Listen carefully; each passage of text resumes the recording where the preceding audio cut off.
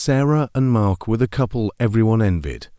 High school sweethearts who built a life together in a charming little house with a white picket fence right in the heart of suburban America. They had two beautiful kids, a golden retriever named Buddy, and a love story that seemed straight out of a movie. Mark, a successful consultant, traveled a lot for work. Business trips, he'd call them, his eyes full of earnest sincerity as he kissed Sarah goodbye at the front door. Sarah never questioned it. Why would she? This was Mark, her Mark, the steady rock of her life. For 15 years, their life was a symphony of shared dreams and happy memories. But lately, a discordant note had crept in. The business trips became more frequent, the calls shorter, the I love yous a little more distant. Sarah noticed small changes, a new, expensive cologne he started wearing only when he traveled. Receipts from restaurants in cities he wasn't supposed to be in. He'd become secretive with his phone, always keeping it face down. When she'd ask, he'd laugh it off. You're being paranoid, honey. It's just work stress. She tried to believe him. She really did. She'd look into his eyes, searching for the boy she fell in love with, but she'd find a stranger looking back. The doubt started as a whisper, a tiny, nagging thought in the back of her mind. It grew into a persistent hum, then a deafening roar she couldn't ignore. She remembered the early days, how he'd leave little love notes for her before he left. Now, he just left. The final straw was his anniversary, their 16th. He called to say he was stuck in Chicago, a last-minute client crisis. He sounded genuinely sorry, promising to make it up to her. But later that night, scrolling through her credit card statement online to pay a bill, her heart stopped.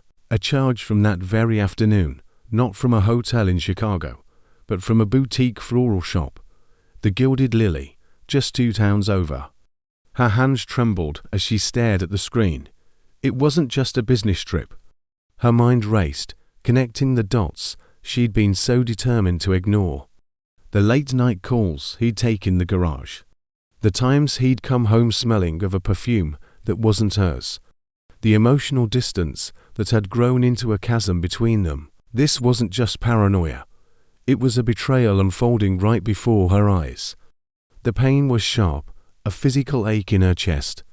But beneath the pain, something else sparked, anger, and a cold, clear resolve. She wasn't going to be the waiting wife anymore. She needed the truth, no matter how much it hurt. The next time Mark packed his bag for a business trip to Denver, Sarah put her own plan into motion. She arranged for her mother to watch the kids, her heart pounding with a mixture of fear and determination. She told her mom she was going on a spa weekend, a little white lie that felt heavy on her tongue.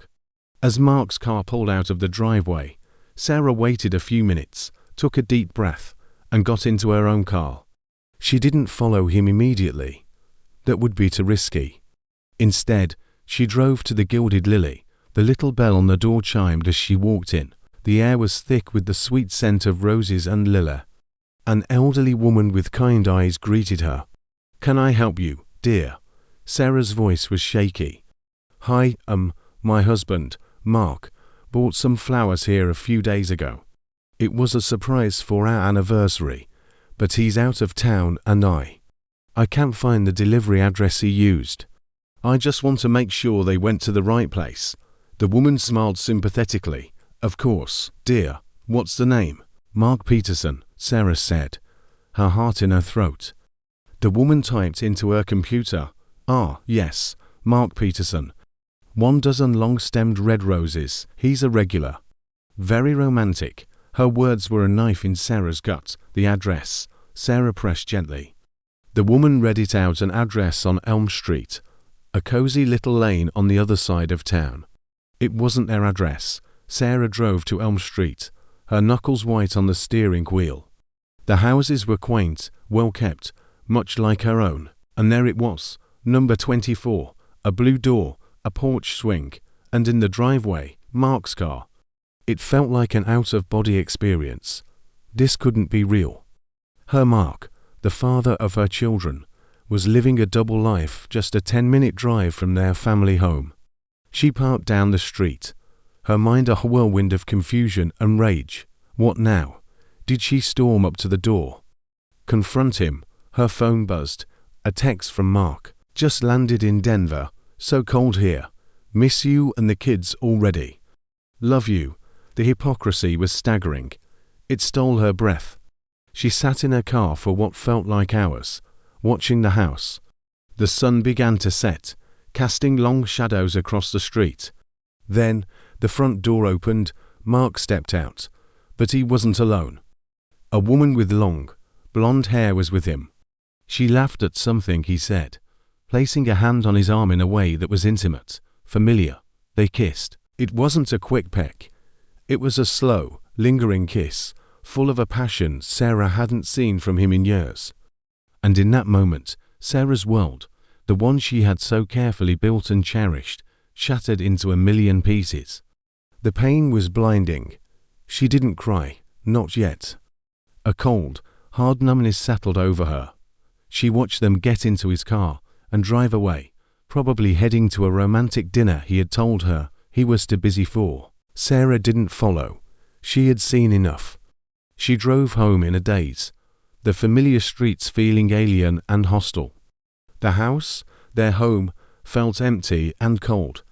Buddy greeted her at the door, whining and nudging her hand, sensing her distress. She sank to the floor and finally let the tears come. Great, racking sobs of grief for the man she thought she knew, for the life she thought she had. When Mark came home 2 days later, all smiles and bearing cheap airport souvenirs for the kids, Sarah was ready. She had spent the weekend moving between rage and heartbreak, but she had found her strength. She let him put his bags down, let him hug the kids. Then, after they were in bed, she stood in the living room, arms crossed. "How was Denver?" she asked, her voice eerily calm. "Oh, you know," he said, loosening his tie. "Long meetings, boring hotels, the usual." He tried to kiss her, but she turned her head. "Mark," she said, her voice steady. "I know about Elm Street." The color drained from his face. The confident, charming facade crumbled in an instant, revealing the weak, deceitful man underneath. He started to stammer, to deny, but she cut him off. "I saw you, Mark, I saw her. I saw everything." She told him about the flower shop, about waiting outside the house, about the kiss. With every word, his denials grew weaker, his excuses more pathetic. "It just happened," he pleaded.